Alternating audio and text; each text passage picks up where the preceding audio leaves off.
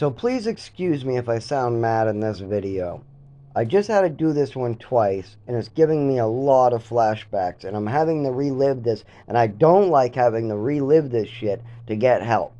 But because my fucking family is so stubborn in the last 25 years, at the age of 7, when I could have got help, and I was mentioning it then, reliving it then, and talking about it then, my mother just said that it was some allergy attack, don't pay attention, and then nobody did. Then, when the teachers were speaking about it and talking about coordination issues and physical therapy and speech therapy, again, I was mentioning this, and my mother made more excuses. When the doctor asked what were the medications he's allergic to, my mother said, I don't know. When my doctor asked for a medication listing, my mother said she didn't know what it was that day. Then they asked if she called for help. She said yes, but she doesn't remember what time it was. There was a bunch of excuses that made it very clear, and she did not want the doctors looking into this allergy. She made that very clear, that as many times as I brought this up, every time she wanted this to shut the fuck up and go away. Every single time. She told that straight to me at the age of 16. Shut up about it and let it go away. Let it go.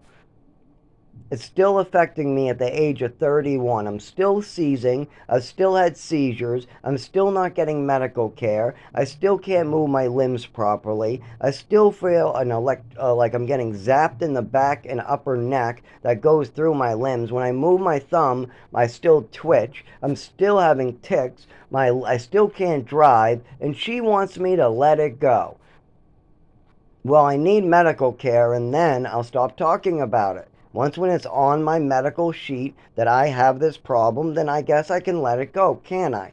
But until then, I still need medical care for this. People who have seizures, epilepsy, shakes, do not go with it not on their medical file for 25 years. She was a bad mother. She did a lot of things. I went with 4 years missing on my education, and I doubt that they reported that.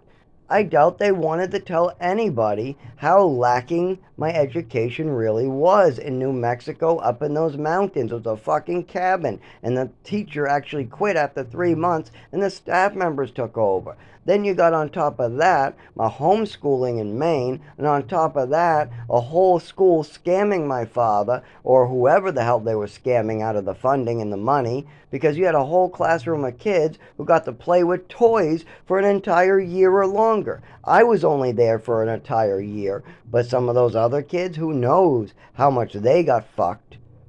Now, luckily, they shut that school down, and there were so many kids in this class that other kids that had parents, because some of these kids in this class did have parents other than me, also told their parents, and some of the kids that were in the program there had a other classroom that actually had classes too. That was the older kids who were a year above us. They went to a man's classroom, and it sounded like they did other stuff. Actually, we didn't get to go in there, so I got to run across. I used to try to sneak across because we never had a teacher in our room.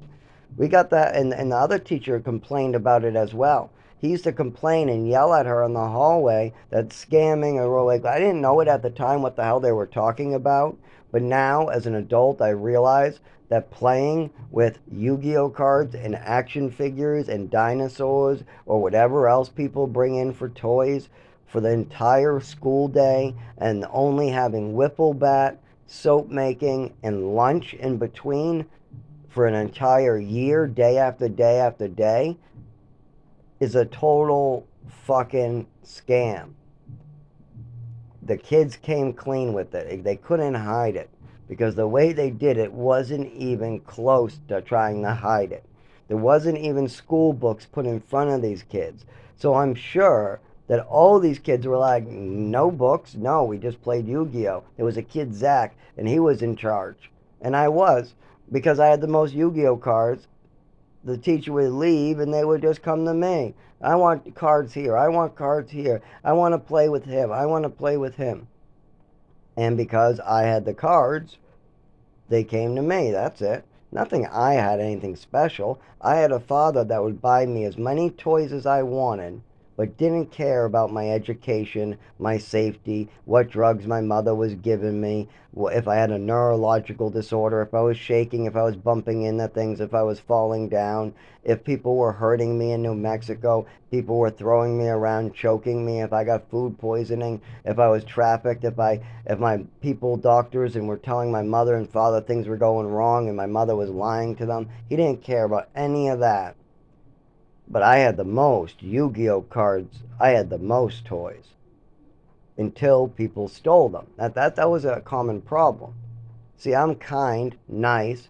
I try to follow Jesus's lessons, but because of that, problematic people like to steal from me. Even my father thinks it's okay to steal from me. Everybody thinks it's okay to steal from Zach.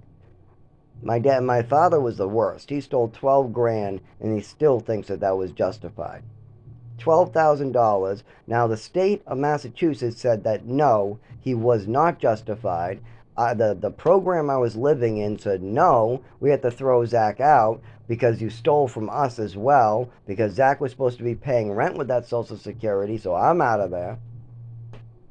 So basically, no, he's not justified.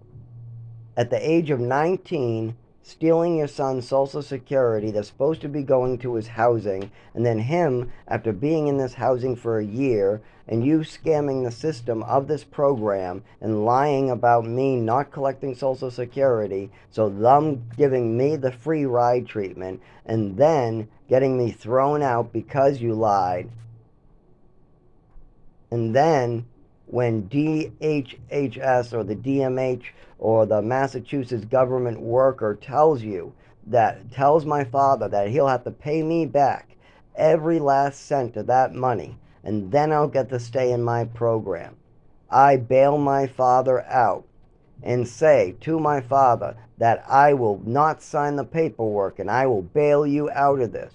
But in return, you got to act like a father and do everything in your fatherly duty to make sure I keep this Social Security, because you say I'm disabled, so I'm going to need my Social Security. And he shook my hand, looked me in the eyes, and said, deal. I kept my end of the bargain. I never signed. I kept my father out of trouble with that Social Security stuff. I got thrown out of my housing thanks to my father.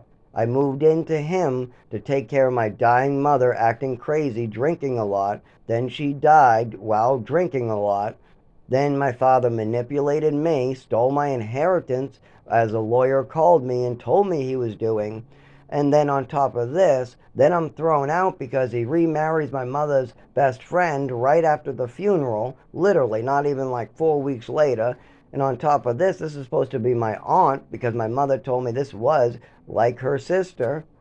And I'm supposed to look, and she is my aunt. That's what my mother said. She's your aunt, even though she's really not, but she really is, and all this crazy shit. So, anyways, I'm supposed to deal with that shit, and then there's illegal drugs being brought into the house on top of that. They're selling the house as well, so I have nowhere to live. I've just given up my housing. I was supposed to be moving from there to a new apartment, but I just gave up all that because to save my father's ass again, and now he's selling the house from under my feet. I end up taking these illegal drugs, and I fuck up my nervous system even worse. That's already fucked up. I'm high as a kite. Sometimes when I drink too much, I don't do well with this fucked up nervous system. Or if I take benzos, low doses of benzos help. High doses makes it worse. Same thing with any other drug, really, with anybody. You drink too much, you fall down. That kind of happens to me, too. Except for I'm a little worse. If I take too much drugs, I'm worse. But I have such a high tolerance. It's all the drugs and pills I was given as a child. Even that day, at the age of 19, I took a Perk 30, 2 Xanax, and then I went down to smoke a joint. And it just hit me like a bag of rocks all at once 2 hours later. And I couldn't get up or move. I had to go to the emergency room. Real bad shit. But I've now seen people OD, do drugs for many, many years right in front of me. I've lived in trap houses, I've lived in the woods, so I know that if I'm walking into a hospital, I'm actually okay. I will survive it. Now, yes, it's not good for me. I'm glad I never got any close to that point again. The closest I had to that was when I was drinking a whole liter of vodka in the woods to make sure in the morning I could get out of the woods because it was cold and my neurological condition hurts me. But that wasn't a great day. Not at all. All of us made bad choices that day. And then for some reason, she wants me to tell everybody about her illegal drugs. I don't know why that is either, but I kept her secret. I did not tell anybody until right now about those illegal drugs. I just told her that it was weed. Oh, and it was cough medicine because everybody knew about my cough medicine, and there was people mixing cough medicine with weed, and that was what I was told the weed I had. They said that was the Purple Haze cough medicine weed. And I did mix it before, but I didn't. This wasn't a mixed batch that I did, but it was purple, nurple, whatever. People made up whatever stories about the weed, dipped in cough medicine and extra trippy weed or whatever. And that really was what there was weed that was supposed to be some special weed. But I left out all the illegal pills that I found. And I shouldn't have been sniffing through my mother's closet. Absolutely not. But my mother just passed away, and my dad just stiffed me for my inheritance.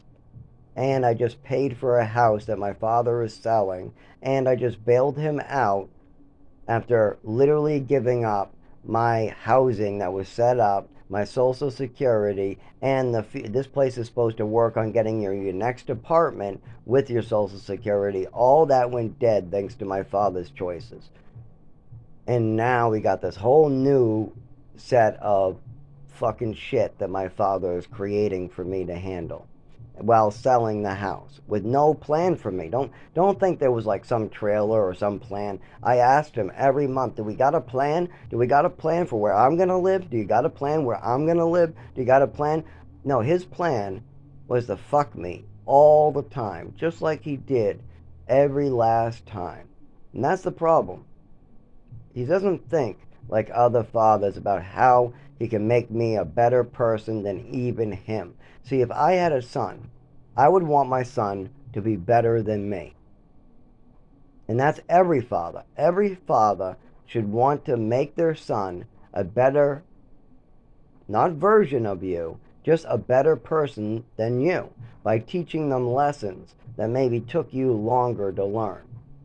Now, what's funny is I seem to be learning older people's lessons first, and I don't know how to use technology. No, I'm learning psychological lessons and much more complex, deep lessons, some that my father doesn't seem to know, like the difference between long-term loyalty and short-term loyalty.